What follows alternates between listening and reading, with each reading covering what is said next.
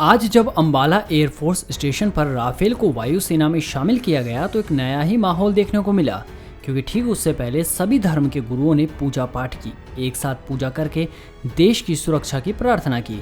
इसमें पंडित, मौलवी, पादरी और सिख गुरु शामिल थे।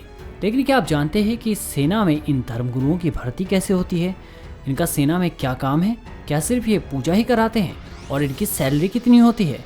तो सबसे पहले बात सैलरी की, तो बता दें कि सेना में पंडित, मौलवी, ग्रंथी और पादरी की सैलरी 57,100 रुपए से लेकर 1,77,000 रुपए तक होती है। अब आप सोच रहे होंगे कि क्या इनकी भी मेडिकल जांच होती है? तो बता दें कि मेडिकल जांच वैसे ही होती है जैसे आम सैनिकों की भर्ती के लिए की जाती है। धर्म गुरुओं के लिए वही शारीरिक मापदंड होता है जो सैनिकों की भर्ती के लिए होता है। इन्हें भी कड़े प्रशिक्षण से गुजरना होता है जैसा एक सैनिक बनने के लिए होता है। भारतीय सेना द्वारा समय समय पर विज्ञापनों या समाचार पत्रों द्वारा धर्मगुरुओं के पदों के लिए भी नियुक्तियां निकाली जाती है।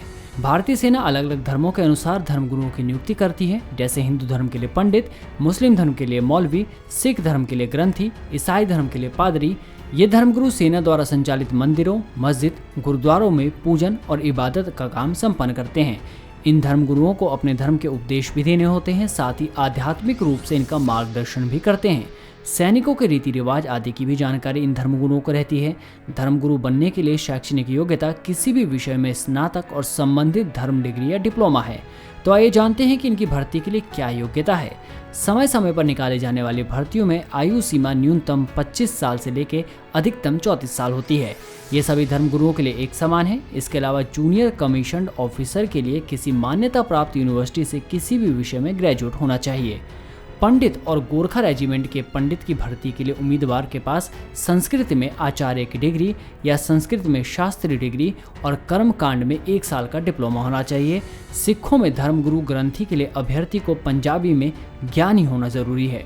मौलवी और लद्दाख स्काउट्स के लिए मौलवी पद पर भर्ती के लिए मुस्लिम अभ्यर्थियों को अरबी में मौलवी अलीम या उर्दू में आदिब अलीम होना जरूरी है।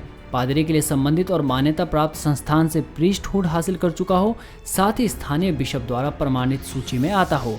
तो वहीं बौद्ध धर्म के मॉन्क के लिए मान्यता प्राप्त अथॉरिटी से मॉन्क या बौद्ध प्रेस्ट का पद हासिल कर चुका हो, किसी मोनेस्ट्री के प्रमुख द्वारा पुजारी घोषित हो, मोनेस्ट्री के प्रमुख के पास खापा PhD, लोपोन या राजबम होना चाहिए, या फिर मोनेस्ट्री से प्राप्त सही सर्टिफिकेट होना चाहिए।